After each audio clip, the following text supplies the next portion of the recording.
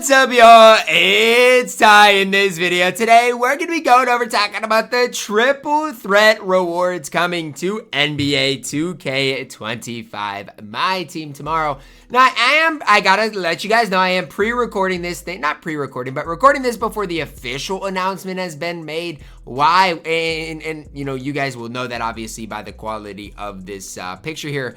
But, you know, why? Because there's no reason to wait. We know exactly what is coming. 2K did, you know, accidentally drop this. And this is exactly basically what we saw last week. Whereas if you win one game in a row, you will get a pack. 3 games, you will get a free 95 overall. This week will be the out of position player. And then again, if you win those 5 games in a row, you will get that invincible event card. Now, again, at this stage, what should you guys do with the invincible event cards? That is totally up to you. What I can say is, again, I don't know if there's necessarily a right or wrong answer to it. I don't think there's anything that is, you know, crazy good. Obviously, I don't think Jimmy or Jokic are worth it. I don't think any of the 100 overalls are worth it. And so then it really just does come down to preference based on what you want to use this on. Now, again, if you're new to my team, what is this? Well, you head into Triple Threat Park. You can do it solo or you can do it with a friend. And what you've got to do is you've got to be able to win 5 games in a row. So it's not necessarily the most easy thing to do,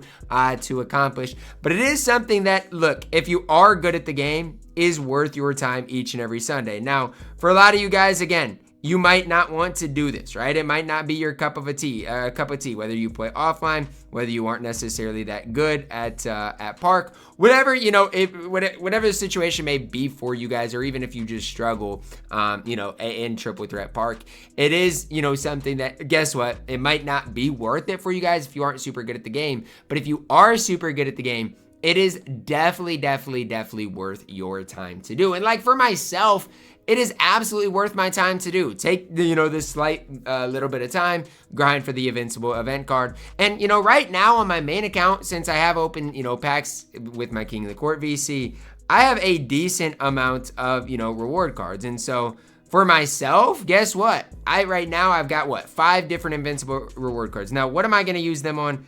At the time I'm recording this, I really don't know.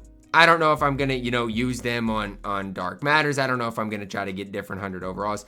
I really don't know at the time I'm recording this thing. But what I do know is, it is, you know, the Invincibles are super valuable because even if nonetheless, you want to downgrade them and end up getting, you know, badge packs or legend badges, things are so valuable in this game. And even for myself, eventually I do want to get the different legend badges for grinding, you know, grinding the game, right? And obviously today I wasn't around to play in King of the Court. Obviously I haven't necessarily grinded everything needed as far as all of the event cards, but once I do go through and grind all of those things out, again, there are so many different things in my opinion that are worth using the event cards on. And so that's just kind of where I'm at today. And the fact that 2K gives us an opportunity each and every, you know, Sunday to, whether it's, you know, grind for an invincible or grind for different, you know, 5 win rewards, it is definitely worth your time if you are good at the game. So that's something for me that each and every Sunday I do go through and grind out.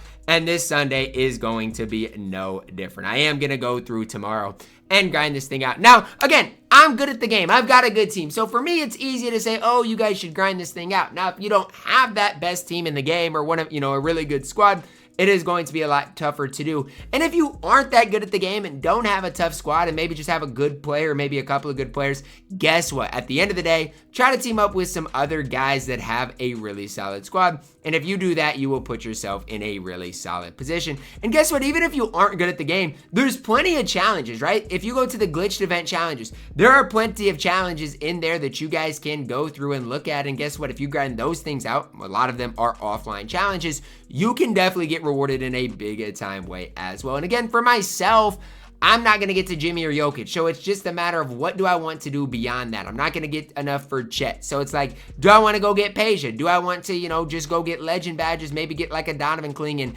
or just try to maximize it and get a bunch of MT. That's kind of the tough situation I'm at right now. But I will also say Hall of Fame badges have gained some importance as well. It might sound like it's not that big of a deal, but right now in this game, Hall of Fame badges are super important, given the fact that we're getting these out of position cards who, guess what? Deni needs clamps on Hall of Fame. Like, that's definitely a super important badge. You want to run the new 7-2 small forward in the game, right?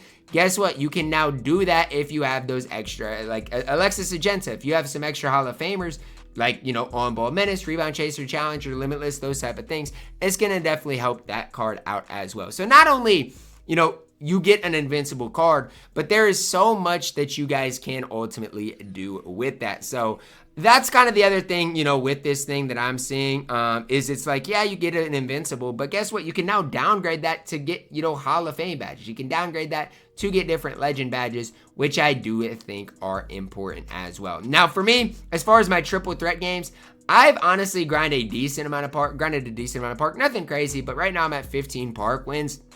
And really, it's 5 each Sunday, right?